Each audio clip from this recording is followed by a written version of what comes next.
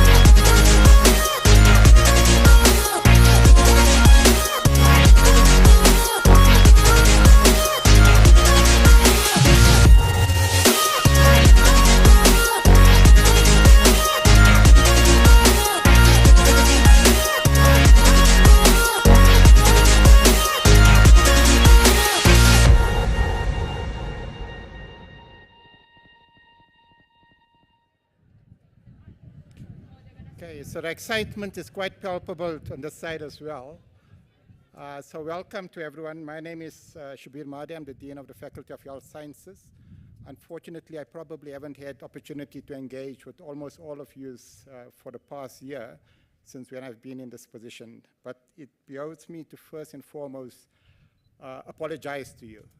Apologize to you because I'm sure that after having traversed this long journey, and for some of you, at least as one person I know, this journey probably started way back in the 1990s, and that person is today graduating as well. To a truly remarkable spirit and intent to actually achieve a goal. But for the rest of you, obviously you've set out on a goal a few years ago, some perhaps even a decade ago, and today culminates in you having achieved that goal. So it is disappointing that the university is unable to host a formal in-person graduation ceremony. I'm sure that all of you are disappointed and all of your families are disappointed, and so am I. But unfortunately, we live in very uncertain times, largely because of COVID-19. And we certainly didn't anticipate having a resurgence as early in December as it arose in Gauteng, which obviously led to the postponement, in a sense, of the graduation ceremony, or rather moving it virtually. But at the same time, we thought it appropriate in the Faculty of Health Sciences to make every possible attempt to recognize you for your achievements. And hence, we asked permission from the university for us to be able to hold a ceremony in person, which is an oath-taking ceremony, really for you to commit yourself to what you've spent the past few years working towards, and that is to making a difference. To making a difference to yourself, to making a difference to your families, your partners, as well as, most importantly, to making a difference to society. So today it's a real pleasure for me to welcome graduates from a number of different courses offered by the University of Witwatersrand. And as most of you know, graduating from this university might seem like a small accomplishment to some, but you stand amongst the elite. You stand amongst the elite insofar as WITS probably ranks only second to UCT and probably first in some of the rankings in the Faculty of Health Sciences. But in addition to that, we're amongst the top 2 universities on the African continent when it comes to the Faculty of Health Sciences. In addition to which, we're probably in the top 100 of universities globally when it comes to the Faculty of Health Sciences. So a qualification from WITS, even in this day and age, does mean a lot and really places you in a very competitive position when exploring your further opportunities in your careers. So the graduates that we'll be honoring today include the Bachelor of Health Sciences Honors in Biokinetics program, the Bachelor of Oral Health Sciences program, Bachelor of Clinical Medical Practice program, Bachelor of Pharmacy, Bachelor of Nursing, Bachelor of Science in Occupational Therapy, Bachelor of Science in Physiotherapy, and last but not least, Master's and Bachelor of Science in Surgery and Medicine and Surgery, the MBBCH program. So to all of you that have been able to join us in person, very much thankful for your attendance. And for those of you that are joining us online, I think there's about 200 people that are joining us virtually, welcome to you as well. So I think before going to the oath-taking ceremony, which is a fairly straightforward ceremony, I'm just going to make a few remarks in terms of where we are as a university, where we are as a country, as well as where you should be as individuals. So COVID-19 obviously has been disruptive globally, and none of us probably would have witnessed, would have thought that we would have experienced what we've experienced in the past 21 months during our lifetimes. On a personal note, my background is more, I'm a pediatrician by training, and after having qualified as a pediatrician, I pretty much went into research, and I've been doing research on vaccines for the past 27 years. But nothing prepared me and nothing prepared other scientists for what was coming our way. And it really speaks to what does your qualification mean at this point in time, and what can you expect of yourself moving forward with regard to remaining relevant to the program. So in the past, scientific literature probably doubled on a particular topic every 2 to 5 years, and maybe every 5 to 10 years for some subjects. With COVID-19, the generation of knowledge, the doubling time, has probably changed from an average of about 2 to 5 years to probably around about less than 2 weeks. Which means that if anyone has been keeping up with the literature until before you started your exams, by now your knowledge of COVID-19 is completely outdated. And that's a hard reality, and that's the reason why South Africa and many other countries made large number of mistakes. In retrospect, hindsight is obviously 2020, but there were a number of mistakes we made in terms of how we went about trying to contain the pandemic, the type of actions that we imposed on society, and to some extent, unfortunately, even to date, I see all of you are wearing a face mask, which is great, but at the same time, it sort of speaks to an issue where we're simply unable to keep up with the science. And government certainly hasn't been able to keep up with the science. So in this day and age, at this time of the pandemic, knowing what we know about how the virus spreads and what are the major risk factors for transmission and acquisition, we shouldn't be talking about things such as quarantine. We simply probably shouldn't have isolation for more than 3 to 5 days for individuals that are symptomatic.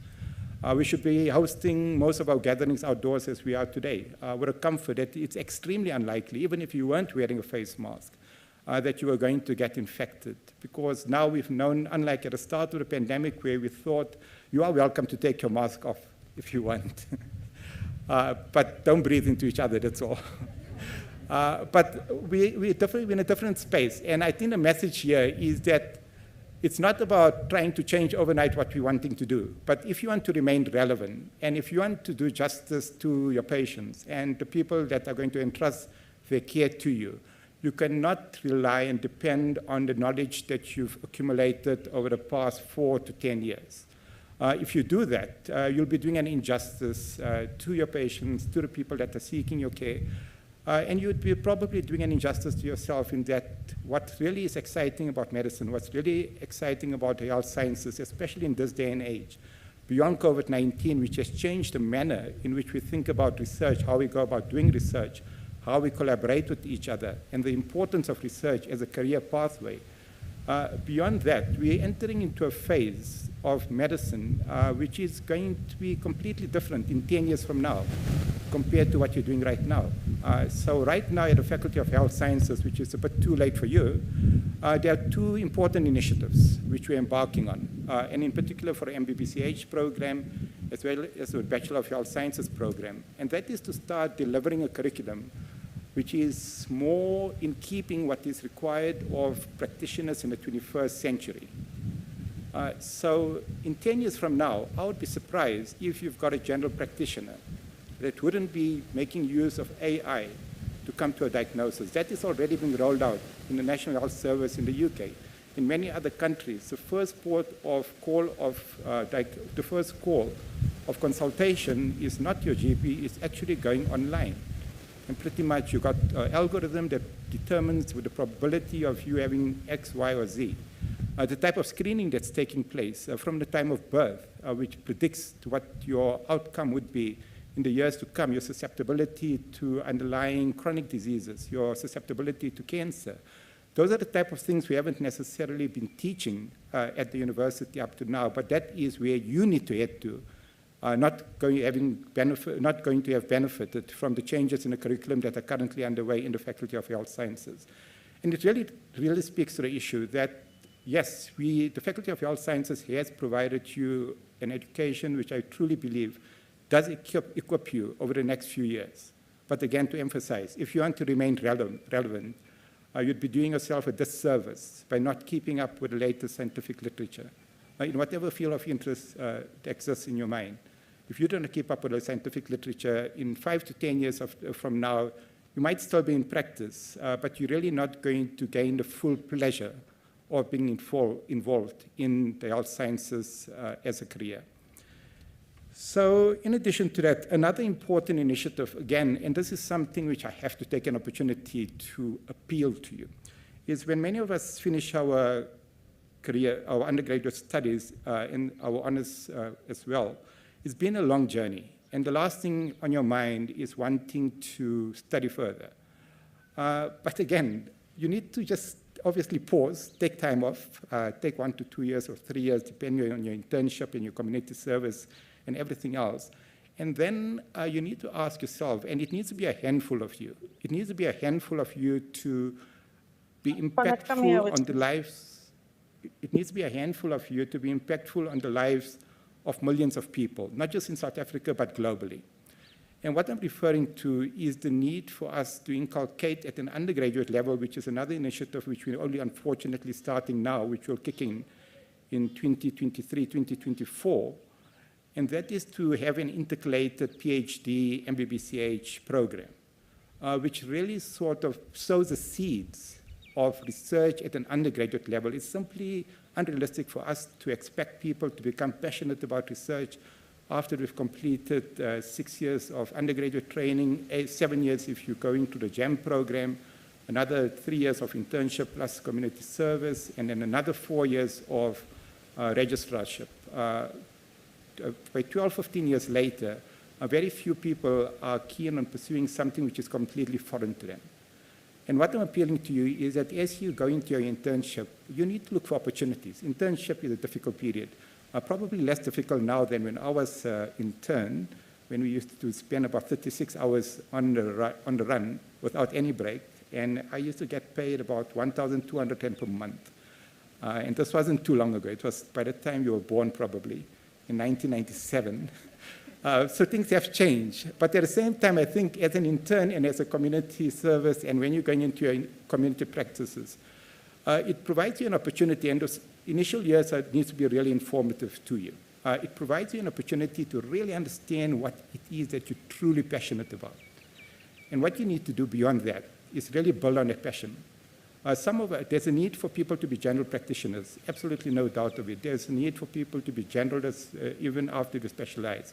But amongst you, there needs to be at least a handful that are really wanting to push the frontiers, the boundaries of knowledge, and to really become the type of alumni that this university has produced, including Nobel Prize winners, laureates. So what I'm appealing is that as you're going into your internship, as you're going into your community service, just keep at the back of your mind that your training hasn't ended. In fact, it's a start. We've just given you the seeds. We've sowed the seeds for you to actually really get the grasp of what health sciences is all about, be it dentistry, be it physiotherapy, occupational health, medicine, whatever it is. We've really provided you the seeds. And it's really up to you now to take that baton and to move it forward.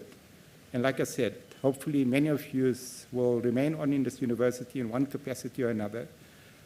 And last but not least, all of you should